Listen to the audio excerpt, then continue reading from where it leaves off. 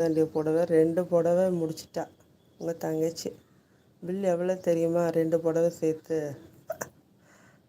Brother. சரி போத்தீஸ் கூட்டிகிட்டு போகலான்னு சொன்னாலே கூட்டிகிட்டு போவோம். ஒரு வருஷத்துக்கு எடுக்க வேண்டிய புடவை 2 புடவை முடிச்சிட்டா உங்கள் தங்கச்சி. பில் எவ்வளோ தெரியுமா? ஹாய் ஜி, அஸ்ஸலாமு அலைக்கும் ஜி, வெல்கம் ஜி. वालेकुम अस्सलाम वरहमतुल्लाहि ताला वबरकातुहू. Hi my queen. Hi hi king. How are you?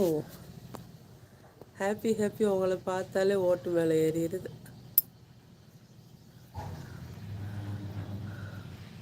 Bill எவ்வளோ தெரியுமா? 2,60,60,000 ரூபா.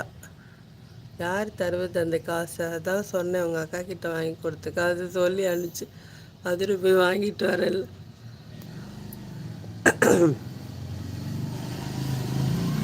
இப்படி இப்படியெல்லாம் ரீல் ஓட்டக்கூடாது.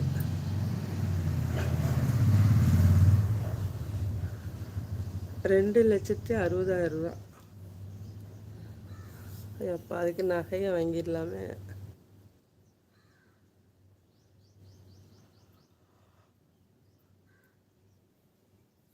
ஆனால் 3 பவுன் கூட வாங்க முடியாது இப்போ 2 லட்சத்துக்கு. 3 பவுன் வாங்கலாம்.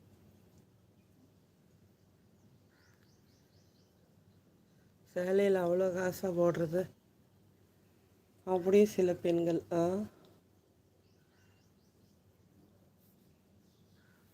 அதை எப்படி துவைக்கிறது, எப்படி மெயின்டைன் பண்ணுறது? லைவில் தான் இருக்கேன், யார் எங்கேயும் போகலை. 3000 வாட்ச் அவர் ரீச் பண்ணிட்டேன். ப்ரோ, உங்களுடைய எல்லாருடைய துவா பரக்கத்துலையும் அன்புலையும் ஆசீர்வாதத்துலையும் ஆண்டவனுடைய அருளாலும் ஃபஸ்ட்டு ஸ்டெப்பு 3000 வாட்ச் அவர் ரீச் பண்ணியிருக்கேன்.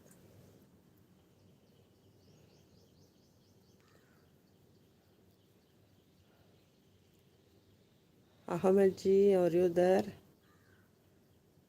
Are you listening my words? இதில் வேறு பெருமையாக வர சொல்கிறேன். எங்கள் ஃபேமிலியில் இந்த மாதிரி டப்பாக கிடைக்கலாம் போனது. ஆமாம், எல்லா கடையும் ஒன்று தான். மனசு தான் ப்ரோ. எந்த கடையில் எடுத்தாலும் ஒரே இது தான்.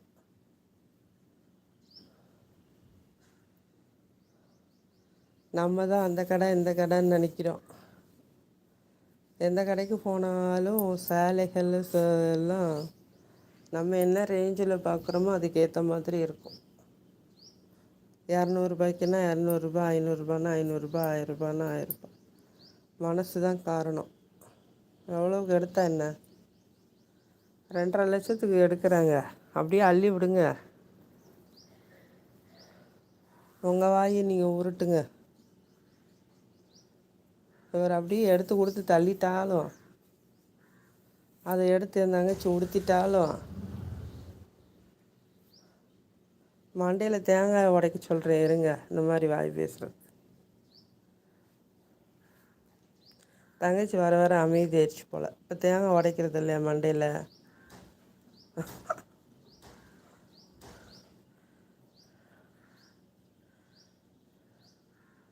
சொன்னது புரிஞ்சிச்சா? என்னத்தை புரிஞ்சா போங்க.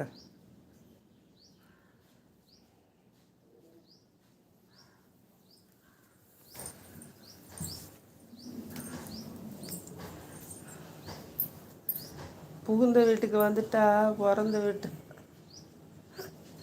பெருமையை நீங்களாக புரிஞ்சுக்கணும், நாங்களாக சொல்ல மாட்டோம். பிளாக் என்னமோ டயர்டாகவே உட்காந்துருக்கான், என்னன்னு தெரியல. அவனுக்கு சளி பிடிச்சி காய்ச்சடிக்கிறான். சொல்லு. துடைக்க விட மாட்டான்.